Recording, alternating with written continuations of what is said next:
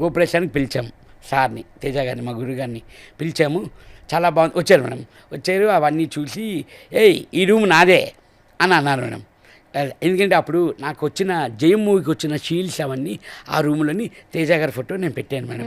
ఎందుకంటే నాకు దేవుడు మేడం, నా కన్న తల్లి ఎలాగో, నన్ను తర్వాత మా గురువు గారు ఎలాగో, వాళ్ళిద్దరికీ నేను ఎప్పుడు జీవితకాలం రుణపడి ఉంటాను మేడం.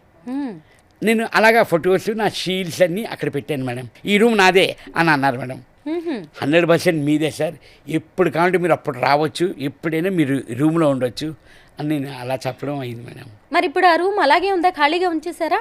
100% మేడం, ఖాళీగానే ఉంది. నేనే ఒక్కొక్కసారి వెళ్తూ లోపలికి మొత్తం డస్ట్ ఉంటే అది మొత్తం అంతా క్లీన్ చేసి, నేను తేజ గారి ఫోటో ఉంటుంది మేడం, అది డస్ట్ ఉంటే అది క్లీన్ చేస్తూ వచ్చేస్తూ ఉంటాను మేడం. తేజ గారు చూశారు కదా, విన్నారు కదా, మీ రూమ్ మీకే ఉంది. సుమన్ గారు కూడా వచ్చారు. నేను అయితే రెడీగా ఉన్నాను. మీరు ఎప్పుడు వస్తే అప్పుడు వారింటికి వెళ్ళి మీ రూమ్ను ఒకసారి చెక్ చేసి వచ్చేద్దామండి.